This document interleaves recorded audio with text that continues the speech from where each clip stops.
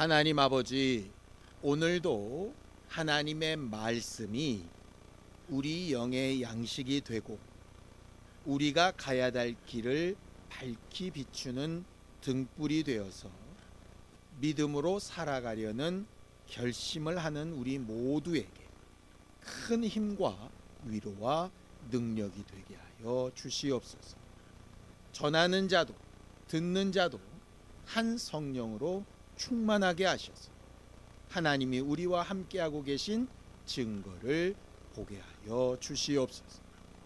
믿음으로 헌금한 손길들 위에 복을 주시고 하나님의 나라가 저들의 삶 가운데 반드시 이루어지도록 역사하여 주시옵소서. 예수님의 이름으로 기도하였습니다.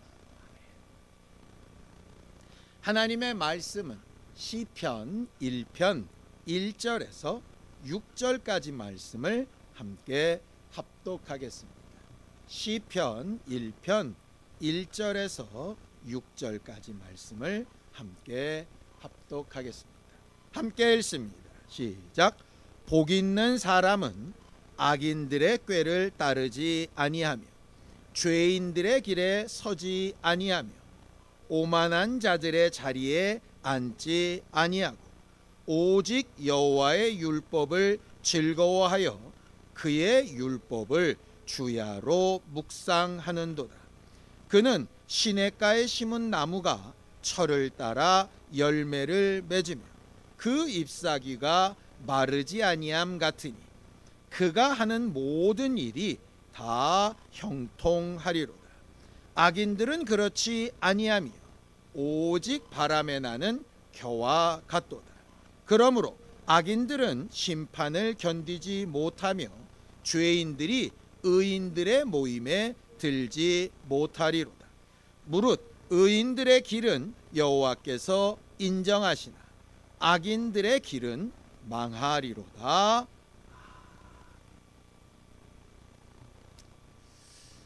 아마 지난 일주일 동안 여러분들이 사람들을 만날 때마다 가장 많이 했던 말이 있었을 겁니다. 새해 복 많이 받으세요 라고 하는 말이죠. 우리는 평상시에는 그런 말을 잘 쓰지 않다가 새해가 되거나 명절이 되면 복 받으라는 얘기를 이렇게 합니다. 저는 목사다 보니까 누가 이제 상담을 하거나 기도 제목을 내놓거나 이렇게 하면 주로 이제 멘트가 축복합니다. 제가 기도하겠습니다. 글을 써도 하나님의 복이 임하시길 원합니다. 이런 걸 굉장히 많이 씁니다. 근데 이제 설교를 준비하면서 그런 생각을 해봤어요. 내가 과연 복을 빌 자격이 있을까? 내가 과연 복 받으세요 라고 이렇게 말할 만한 능력이 있나? 이런 생각을 해봤습니다. 왜냐하면 여러분들, 내가 가진 거, 내 소유로 된 거는 남들에게 줄 수 있어요. 그건 아무 문제가 없습니다. 그런데 내게 아닌데 남의 거를 이렇게 내 것처럼 주면 이게 뭐라고 부르냐면 범죄입니다. 내가 아무리 좋은 마음으로 정말 어려운 사람이 있어서 내가 저 사람을 도와야 되겠다 싶은 마음을 가지고 다른 사람의 지갑에서 돈을 빼서 이렇게 주면 아무리 좋은 마음으로 했어도 내가 할 수 있는 권리나 능력이 없는 상태에서 한 건 죄입니다. 그럼 우리는 과연 복이 있냐 이 말이죠.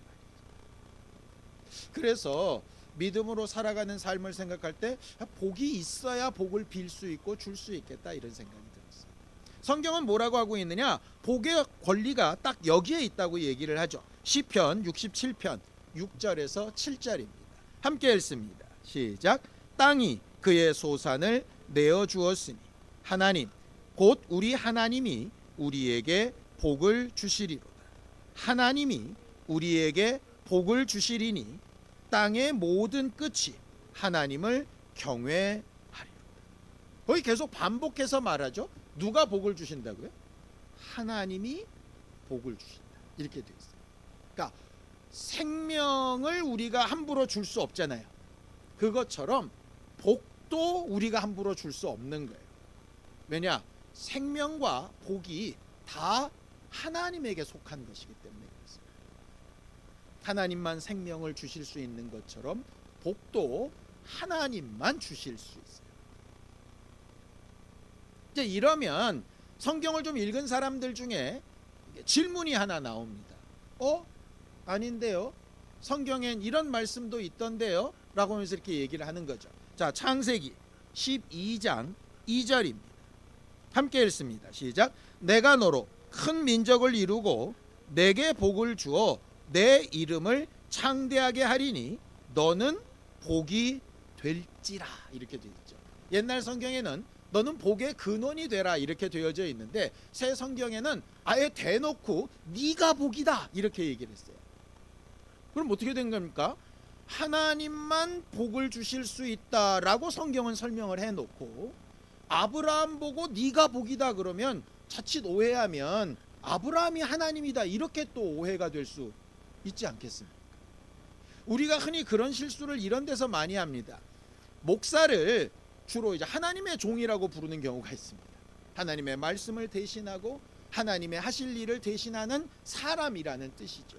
그러다 보니까 간혹 뭐가 헷갈리느냐, 목사랑 하나님이 자칫 잘못하면 말은 그렇지 않다고 하는데 생각이나 판단이나 마음은 그렇게 되는 경우가 있어요.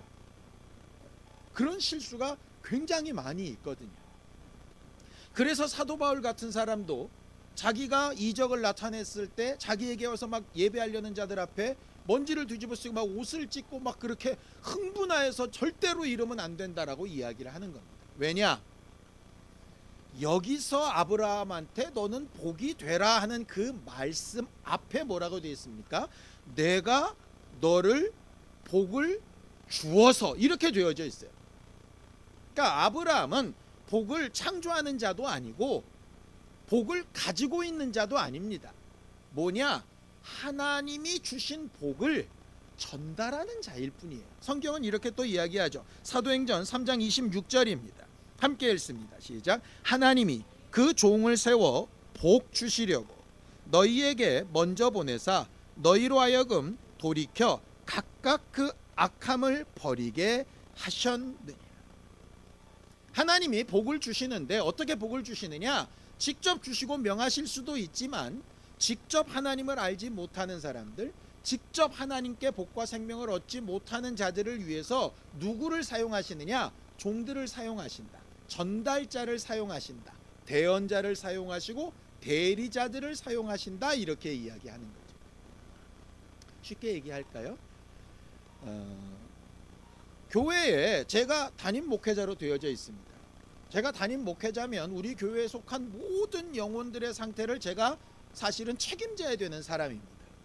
그런데 제가 몸이 2개, 3개, 4개가 아니기 때문에 만약에 동시에 모임이 있거나 아니면 동시에 어떤 기관의 행사가 있으면 제가 다 참여할 수가 없죠. 그러면 어떻게 됩니까? 직분자를 이렇게 임명해서 주일학교는 대신 좀 담당해 주시고 여성교회는 좀 담당해 주시고 이렇게 대리하게끔 만들지 않습니까? 결국 그 내용입니다. 하나님이 우리에게 복을 주시고 그 복을 남들에게 전하게 하실 때에 우리는 대리자의 역할을 하게끔 되어져 있는 거죠. 여러분들 동사무소나 아니면 어떤 은행이나 이런 데 업무를 볼 때 내 일이 아니라 다른 사람의 일을 대신 보러 갈 때가 있죠. 그때 가면 그 기관에서 항상 요구하는 증명서가 있습니다. 뭐죠? 위임장이라고 합니다. 그 위임장이 뭡니까? 딱 이 내용입니다. 이 사람에게 어떤 일에 대해서 내 권리를 위임합니다 라고 딱 써 있는 거예요. 인감증명을 띄면 인감증명의 용도는 뭐의 경우에만 위임합니다 이렇게 되어져 있어요. 그러니까 위임했다 그래서 그의 모든 걸 다 위임하는 게 아닙니다. 어떤 일부분만큼을 위임하는 거죠. 창세기에 보면 요셉의 이야기가 나옵니다. 보디발이라는 사람의 가정총무 역할을 하고 있었어요. 대리자입니다. 모든 것을 다 맡기는데 맡기지 않은 게 하나 있었죠. 자기 부인은 맡긴 적이 없습니다. 그러니까 대리자는 분명히 알아야 될 게 뭐냐면 내가 어디까지 맡았고 어디까지 할 수 있는가를 분명히 아는 게 굉장히 중요해요. 목사는 절대적으로 하나님이 내게 어디까지 맡기셨고 어디부터는 내 권리를 넘어섰다라고 하는 걸 분명히 알아야 됩니다. 부모는 자녀들에 대해서 어디까지 내게 맡기셨고 어디서부터는 내가 할 수 없는 일이라는 걸 분명하게 알고 있어야 돼요. 직장에서든 어떤 조직에서든 자기가 반드시 해야 되는 일과 자기에게 주어지지 않은 부분을 명확하게 구분할 수 있어야 돼요. 그렇지 않으면 문제가 심각해집니다. 아브라함의 종 중에 다메섹 사람 엘리에셀이라는 사람이 있습니다. 이 사람이 아브라함을 대신해서 아브라함의 아들인 이삭의 그 아내를 구하러 갑니다. 리브가를 만나러 가죠. 그때 아주 아브라함이 구체적으로 얘기를 하죠. 이런 조건, 저런 조건, 그리고 그의 반응에 따라서 이렇게 하고 저렇게 하고, 그가 그 정확한 자기 한계를 잘 지킵니다. 이 자기에게 주어진 권리와 한계를 지킨다는 것, 그게 바로 뭐냐? 그게 복이다. 아담과 하와가 에덴에서 하나님께 받은 복이 있었어요. 뭐였죠? 이 동산에 있는 모든 실과를 임의로 다 해도 좋다. 먹고 싶으면 먹고 먹기 싫으면 먹지 말고 너 임의로 다 해도 좋다. 그런데 한계가 하나 있죠. 동산 중앙에 있는 선악을 알게 하는 나무의 실과는 먹지 말아라. 그것은 네 권리가 아니야 라고 하는 거죠. 죄는 어디서 나오느냐? 하나님이 줄로 재어주신 그 기준을 넘어설 때, 성도가 성도의 기준을 넘어서면 그때부터 죄가 됩니다. 자동차를 운전할 때 차선이라는 게 있잖아요. 그 차선을 넘어서면 죄가 돼요. 목사가 목사로서 할 수 있는 한계를 넘어버리면 죄가 돼요. 생명과 복을 정말 얻기 위해서 우리에게 꼭 필요한 것은 내게 제한하신 부분이 과연 뭔가라고 하는 걸 분명히 알 수 있어야 돼요. 오늘 말씀을 들을 때 머릿속에 분명히 하나를 넣어주셨으면 좋겠습니다. 복은 내게 있는 것이 아니라 하나님 앞에 있는 것이고, 그 하나님이 내게 맡기신 분량만큼만 전달하고 나눌 수 있다. 이게 우리에게 분명히 들어와 있어요. 믿음으로 살아가는 삶은 이 한계를 분명히 알고 내게 주신 복이 뭔지를 알고 복을 주신 그 하나님이 누구인지를 알고 그 복으로 살아가는 게 과연 뭔가라고 하는 걸 알아가는 삶이 믿음으로 살아가는 삶입니다. 그럼 복을 주시는 하나님은 어떤 분일까요? 이런 분입니다. 창세기 1장 28절에서 27절에서 28절입니다. 창세기 1장 27절에서 28절 함께 읽습니다. 시작. 하나님이 그들에게 복을 주시며 하나님이 그들에게 이르시되 생육하고 번성하여 땅에 충만하라. 땅을 정복하라. 바다의 물고기와 하늘의 새와 땅에 움직이는 모든 생물을 다스리라 하시니라 라고 이렇게 되어져 있어요.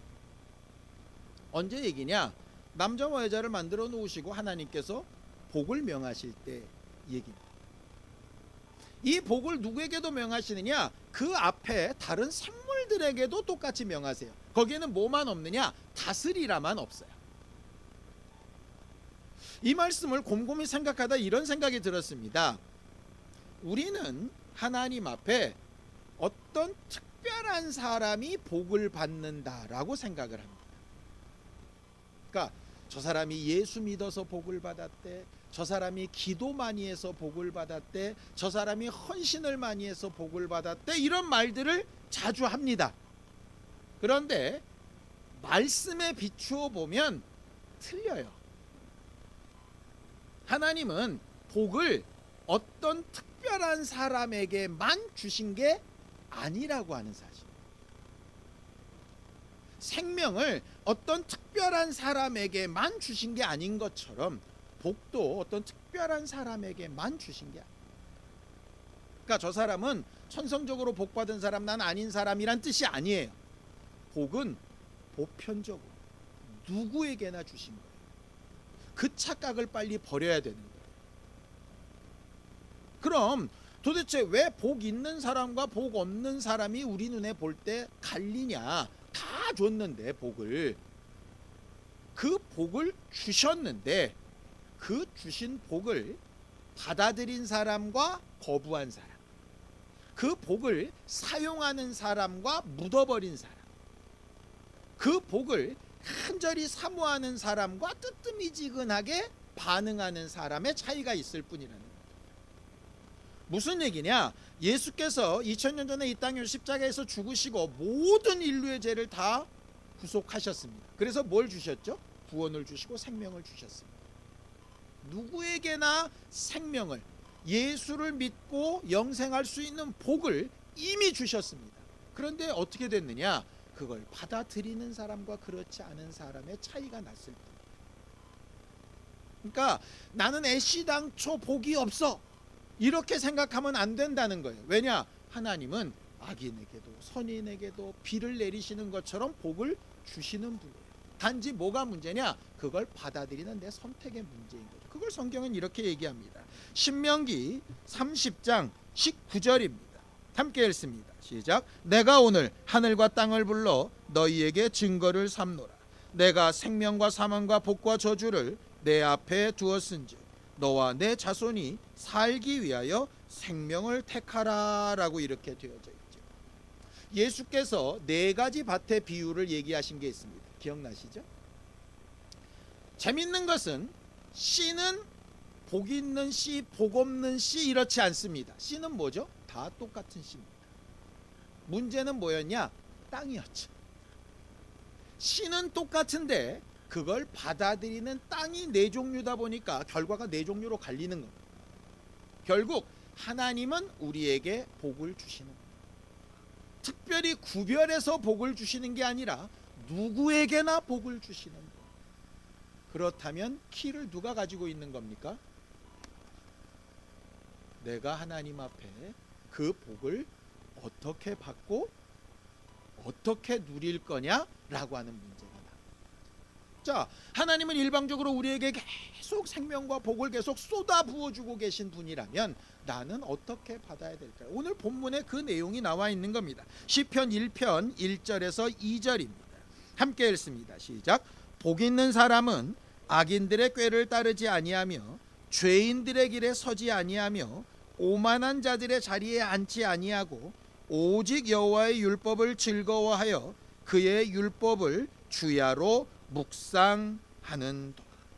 두 가지 길이 계속 나뉘는 겁니다. 하나님의 지혜와 사람들의 꾀, 의인들의 길과 죄인들의 길, 오만한 자의 자리와 겸손한 자의 자리. 딱 세 가지. 우리가 내게 유익한 대로 꾀를 내서 내게 유익한 것 같으면 취하고 내게 불리한 것 같으면 버리는 꾀로 살 거냐, 아니면 하나님께서 내게 이렇게 하는 게 사는 길이다 라고 하는 것을 따라서 살 거냐, 둘 중에 하나를 선택하는 거라. 어렵고 힘든 일이 있어도 좁은 길을 통하여서 계속해서 올바른 길을 선택해 갈 거냐, 아니면 잠시 잠깐의 유익을 위해서 눈 가리고 아웅하듯이 죄인의 길을 선택해서 갈 거냐, 그 선택이 남아있다. 스스로 해온 것들에 대한 자긍심 때문에 에이, 내 생각이 옳아 이렇게 오만하게 갈 거냐, 내 지식과 지혜가 한계가 있으니 하나님으로부터 오는 것을 내가 받아야 되겠다라고 겸손하게 받을 거냐 하는 선택이 남아있다. 아까 우리가 에덴 동산 사건을 봤으니까 다시 한번 생각해 보죠. 아담과 하와가 하나님이 주신 모든 권리를 자유스럽게 사용할 수 있었습니다. 그런데 그걸 사용하지 않고 하지 말라고 하시는 것에 도전하죠. 왜 도전했습니까? 먹음직도 하고 보암직도 하고 지혜롭게 할 만큼 탐스럽다고 스스로 생각했지. 하나님의 말씀과 자기 생각 가운데 뭐를 선택했냐? 자기 생각을 선택했습니다. 하나님이 하면 죽는다고 하신 경고의 말씀과 마귀가 안 죽어 너 하나님 돼 하는 말 중에 뭐가 더 유익하다고 생각했냐? 하나님처럼 될 수 있다는 게 유익하다고 생각해서 그걸 선택했어요. 자기가 비록 잘 판단이 안 되면 하나님 앞에 다시 묻기라도 했어야 되는데 묻지도 않고 지가 옳다고 자기 오만함에 그냥 선택을 끝내버렸어요. 너무 간단한 결과가 나왔죠. 에덴 동산에서의 그런 선택이 우리의 삶에 매일 반복됩니다. 매일 반복됩니다.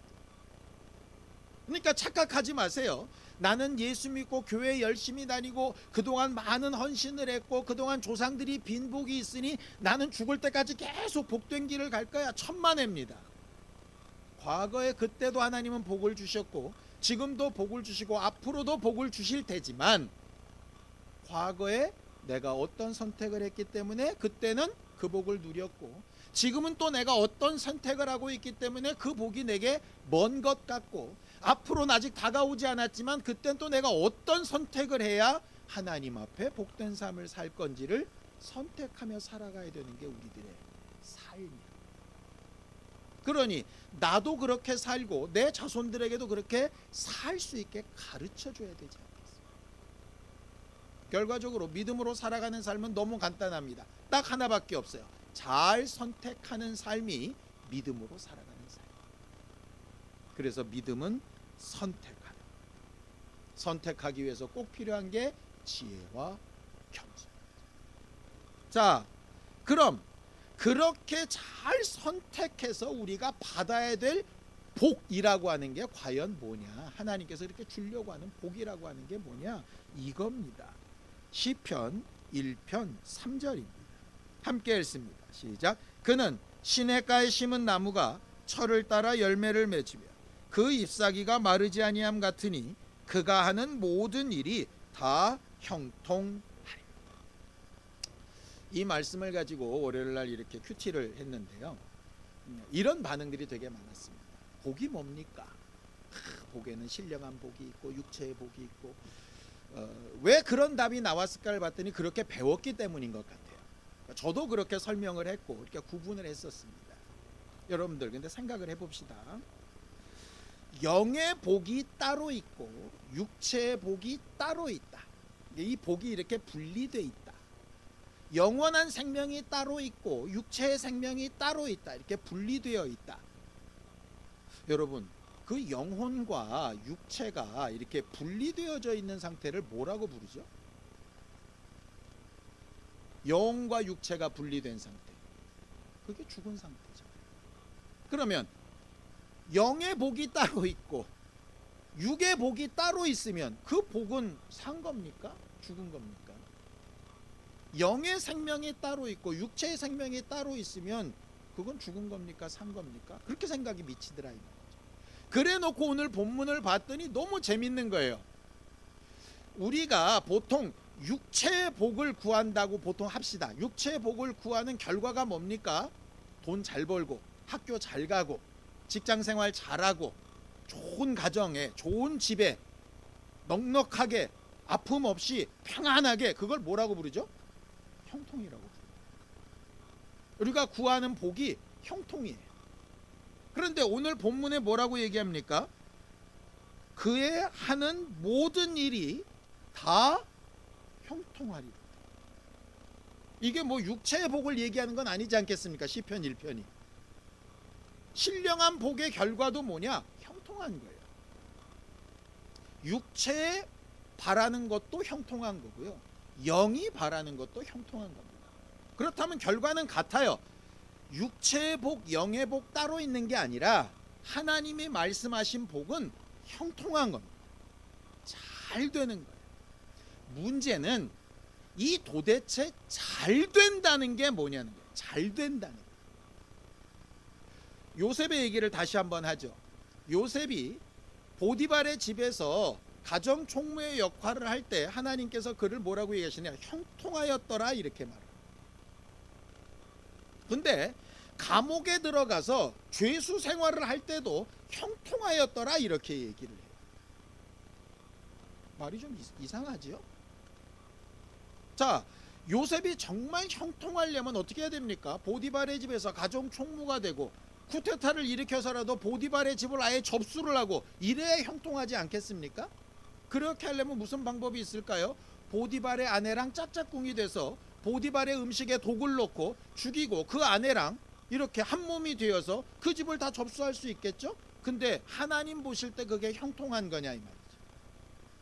아니잖아요. 그러니까는 형통한 거의 궁극은 뭐냐면 이 땅에서뿐만 아니라 영혼까지 잘 되는 게 형통함입니다.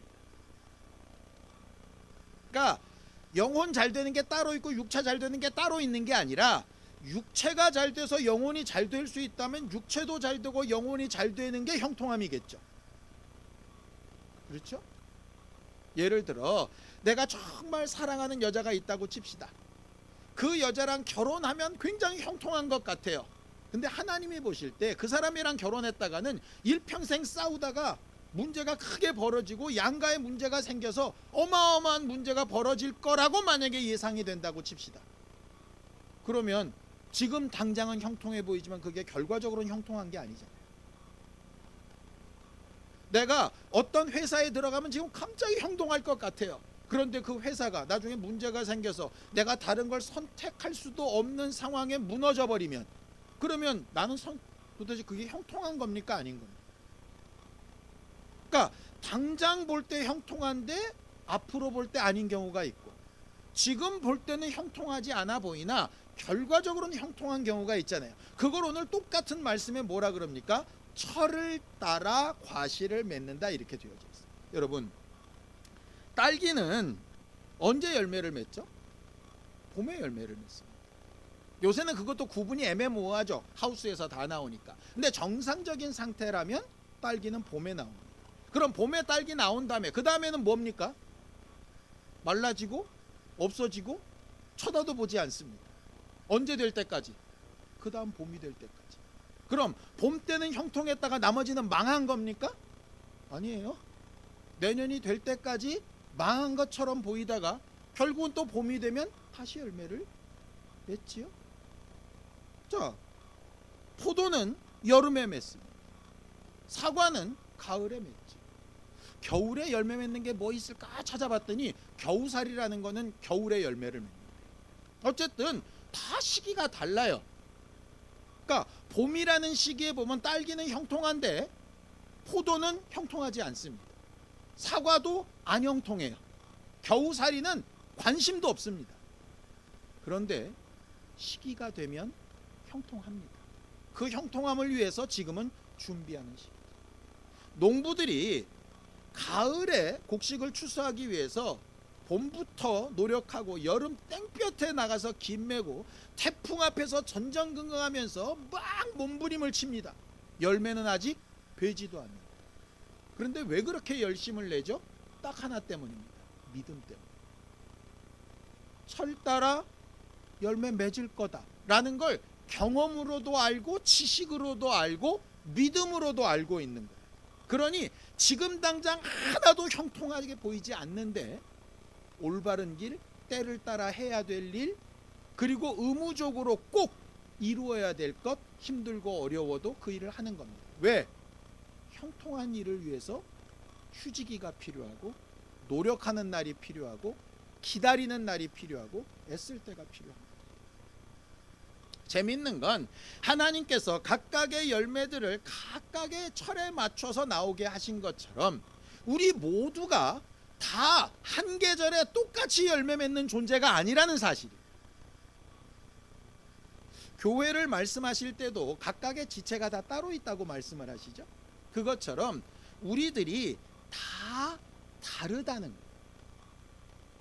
똑같은 부모 뱃속에서 나온 쌍둥이로 나온 애도 다르다는 거예요. 그러니 이런 겁니다. 첫째는 너무 잘 되는데 쟤는 너무 복받은 것 같은데 둘째는 왜 저러는지 몰라. 그거 모르는 일입니다. 왜냐? 첫째는 봄에 열매 맺는 애일 수 있고요. 얘는 가을이나 겨울에 열매 맺는 애일 수 있잖아요. 그러니 필요한 게 뭡니까? 하나님께서 가라 하신 길, 올바른 방향, 제대로 된 것으로 계속 선택하며 가고 있나? 그러면 철이 되면 형통하게 되는 복이 있을 거예요. 그 끝이 언제까지? 영혼과 영생까지 계속 갈 거예요. 그러니 당장 보이는 일에 일희일비할 것도 없고, 지금 되어지는 일에 이것이 영원할 것처럼 착각할 것도 없습니다. 왜냐? 열매를 맺었다면 그 다음은 그 다음을 위해서 또 쉬는 기간이 필요할 테니, 이걸 제대로 받아들이는 사람을 오늘 본문에서 뭐라고 얘기하느냐? 복 있는 사람, 이렇게 얘기해요. 간혹 우리가 어떤 어려움이나 아픔이나 힘든 일이 있었기 때문에 내가 하나님 앞에 이런 은혜를 받고 내가 하나님 앞에 돌아올 수 있었습니다, 이런 고백을 할 때가 있습니다. 하나님 앞에 어렵고 힘들고 아픈 일도 복입니다, 이렇게 고백할 때가 있습니다. 그거는 정신 승리를 하려고 그렇게 하는 게 아니고 실제로 하나님께서 복을 그렇게 역사하고 계시기 때문에. 자, 그렇다면 우리가 오늘 말씀을 어떻게 받아들이면 좋겠습니까? 우리가 흔히 착각하는 것처럼 이런 착각을 좀 버렸으면 좋겠습니다. 내가 이렇게 하면 하나님께서 복을 주시겠지, 내가 이렇게 기도했으니 복을 주시겠지, 우리 아이를 위해서 내가 이렇게 애를 썼으니 이렇게 되겠지. 우리는 보통 이렇게 복을 후불제로 생각합니다. 내가 뭘 하면 복이 올 거야, 내 노력에 대한 대가라, 이렇게 자꾸 착각을 하는 거예요. 근데 복은 후불제가 아닙니다. 선불제죠, 선불제. 이미 복을 다 주었다. 그 복이 형통하게 네 시절에, 내 자손들의 시절에 나타날 수 있도록 오늘 지금 어떤 선택을 하며 살 거냐, 이게 굉장히 중요한 문제예요. 자꾸 복을 후불제로 생각하니까 내 과거를 보는 겁니다. 내가 이렇게 해왔는데 왜 이 모양인 거야, 내가 이렇게 애썼는데 왜 이런 거야. 이러다 보니까 마치 뭔가를 해서 잘 된 것 같으면 내가 한 일에 대해서 으쓱한 거죠. 그러지 않습니까? 나는 열심히 기도했는데 내 아이가 잘 됐어요, 저 사람은 그렇지 못했어요. 그러니까 역시 기도한 내가, 역시 내가 기도하길 잘했어, 이러면서 자기가 으쓱해지는 거예요. 자칫 잘못하면 그게 어디로 가느냐? 처음엔 안 그랬는데 오만한 자의 자리로 가요. 내가 뭘 못했어요, 그러면 이렇게 되는 게 너무 당연해 하고 그냥 낭망하고 포기해버려요. 그럼 포기해버리면 하나님께서 복을 더 이상 연결시킬 수 있는 방법이 없거든요. 아니, 과일나무가 3년이 지나야 났는데 2년 지났는데 얘는 이제 아닌 것 같아 하고 뽑아버리면 아무리 3년이 됐어도 어떻게 열매를 맺습니까? 결국 우리한테 중요한 건 내가 과거에 어떻게 했으니 이렇게 되겠지라는 게 믿음이 아니라, 하나님은 이미 내게 주셨는데 그걸 오늘 내가 어떻게 선택할까. 당장 눈앞에 보이는 일로 선택하면 참 좋겠지만 그렇지 않을 때 나는 뭐를 의지하며 나아갈 수 있을까. 마치 농부가 자기에게 전달된 지식과 해왔던 경험이 능력이 되어서 당장 아무것도 보이지 아니하는 땅바닥을 보면서도 땀 흘려 애쓸 수 있는 것처럼, 그렇게 형통한 복을 위해서 내 영혼이든 육체든 환경이든 어떤 상황이든 간에 하나님께서 가장 좋은 길로 인도해 나가고 계신 것을 분명히 알면서 의인의 길로, 지혜의 길로, 겸손한 자의 자리로 매 순간 매 순간 찾아가는 게 결국 복 있는 사람의 길이라고 합니다. 믿음으로 살아가는 삶이 바로 그것입니다. 믿습니다. 기도했으니 될 줄로 믿습니다. 이렇게 했으니 역사하실 줄로 믿습니다. 자꾸 그걸 믿음이라고 착각을 하는데, 우리가 하는 행동의 대가로 믿음을 얘기하시면 우리는 절망이라니까요. 그냥 은혜로 주신 것을 받을 만한 그릇이 되도록 만들어가는 게 복 있는 사람. 나도 내 자손들도 함께하는 성도들도 그렇게 만들어져가는 교회가 되기를 예수님의 이름으로 축원합니다. 하나님이 우리에게 주고자 하시는 그 철에 우리가 낙심하거나 실망하거나 딴 길로 가지 않고 하나님께서 우리에게 베푸신 것들을 잘 받아 누릴 수 있는 신령한 사람이 될 수 있기를 예수님 축원합니다. 기도하겠습니다. 하나님 아버지, 하나님께서 우리 모두를 도우셔서 하나님께서 함께 하시는 증거를 보게 하시고 하나님께서 우리에게 약속하신 말씀과 위로와 능력을 깨달아 알 수 있는 신령한 우리 모두가 되게 하여 주옵소서. 우리는 연약하고 부족하지만 하나님께서 우리에게 주시는 가장 좋은 일들로 나아가게 되기를 원합니다. 하나님 도우시고 역사하여 주시옵소서. 함께하여 주옵소서. 하나님 아버지, 우리는 복된 사람의 길을 걸어가기 원합니다. 하나님이 우리에게 주신 생명과 복을 잘 사용할 수 있는 믿음의 사람들이 될 수 있기를 원합니다. 지혜로운 자리에 설 수 있게 하시고 겸손한 마음을 더하여 주시고 하나님께서 가르치신 길과 방향을 날마다 생각하고 선택하고 묻고 답을 듣는 교회가 되어져 가기 원합니다. 하나님께서 함께하여 주시옵소서. 우리와 우리 가정과 교회와 자손들에게 있는 여러 가지 문제에 하나님께서 때를 따라 아름답게 하시며 형통하게 하시는 증거를 반드시 볼 수 있게 되기 원합니다. 하나님이 우리와 함께 하시고 역사하여 주시옵소서. 예수님의 이름으로 기도하였습니다. 이제는 우리 주 예수 그리스도의 은혜와 하나님 아버지의 극진하신 사랑과 성령님의 감동하시는 분명한 증거가 복 있는 사람의 길을 잘 걸어가기 원하는 우리 모두의 이제로부터 영원까지 함께 있을지어다. 아멘.